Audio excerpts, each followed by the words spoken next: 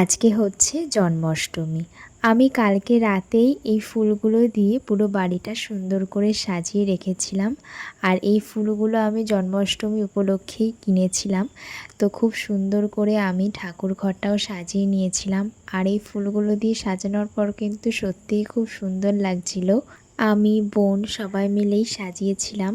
আর তোমরাও আমাকে কমেন্ট করে জানাও যে তোমাদের কীরকম লাগছে আমার সাজানো এই ঠাকুর ঘরটা।